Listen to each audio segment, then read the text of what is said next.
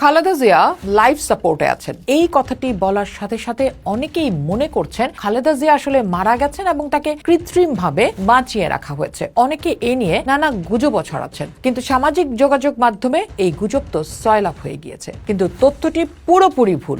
Life support আসলে কি, তিনি আসলে কি অবস্থায় আছেন, কয়েকজন চিকিৎসকের বরাত দিয়ে সেই তথ্যই আপনাদের জানাতে চাই। মোটামুটি ভাবে বলা যায়, শরীরের কোনো অঙ্গ প্রত্যঙ্গ বা সিস্টেম, বিশেষ করে যেটা বন্ধ হলে জীবন থেমে যাবে, সেই ধরনের কোনো প্রত্যঙ্গ কাজ না করলে তাকে বাইরে থেকে কোনো যন্ত্র বা ডিভাইস দিয়ে চালানোর নামই হচ্ছে লাইফ সাপোর্ট। আমরা জানি খালেদা জিয়ার বেশ কিছু সিস্টেম ফেল করেছে, যেমন কিডনি, লিভার, কোয়াগুলেশন অর্থাৎ রক্ত জমাট বাঁধার যে সিস্টেম, শ্বাস প্রশ্বাস বা রেসপিরেটরি সিস্টেম, এই বিষয়গুলো। একটু ভাবুন তো, ওনার লিভারের যে সমস্যা, এটি তো নতুন নয়, বেশ অনেক বছর ধরেই তিনি এটাতে সিভিয়ার ভাবে ভুগছেন, কিন্তু সেটা নিয়েও তিনি বেঁচে আছেন, রাজনীতির মাঠে সদর্পে টিকে আছেন। ওনার কিডনিও আগে কয়েকবার ফেল করেছে, ডায়ালাইসিস লেগেছে, পরে ঠিকও হয়েছে, এখন আবার সেই অবস্থায় গিয়েছে। হয়তোবা কদিন পর ডায়ালাইসিসের পরপরই তিনি আগের অবস্থায় ফেরত যেতে পারবেন। রক্ত জমাট বাঁধছে না, আরেকটি সমস্যা। চিকিৎসকরা বলছেন ওষুধ দিয়ে তা কারেক্ট করা হচ্ছে,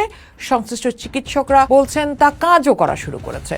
ব্লাড প্রেশার মেনটেনের জন্য খুব লো ডোজে লাইফ সাপোর্টিং ওষুধ দেওয়া লাগছে, যা স্বাভাবিকভাবেই একজন ডায়ালাইসিস রোগীর প্রয়োজন। ওনার শ্বাস নিতে পরিশ্রম করতে হচ্ছিল, শরীরের শক্তির একটা বড় অংশ ব্যয় করতে হচ্ছিল শ্বাস প্রশ্বাস স্বাভাবিক রাখার ক্ষেত্রে। সে জায়গাটিতে শরীরের শক্তিটা শ্বাস প্রশ্বাসের জন্য ব্যয় না করে শরীরের ভাইটাল ফাংশনের জন্য ব্যয় করতে পারেন যাতে, সেই জন্যই ভেন্টিলেটরের সুবিধাটা তাকে দিতে হচ্ছে। এখন যেহেতু মেশিনগুলো তার লাইফকে সাপোর্ট করে যাচ্ছে, তাই ওনার শরীর পুরো শক্তি দিয়ে অ্যান্টিবায়োটিকের সাহায্যে ইনফেকশনের সাথে ফাইট করতে পারছে। এবং সংশ্লিষ্ট চিকিৎসকরা বলছেন তিনি যে অবস্থা নিয়ে এভারকেয়ার হাসপাতালে ভর্তি হয়েছিলেন তার চেয়ে অনেকটাই ভালো আছেন, বিশেষ করে তার লাংস ইমপ্রুভ করছে।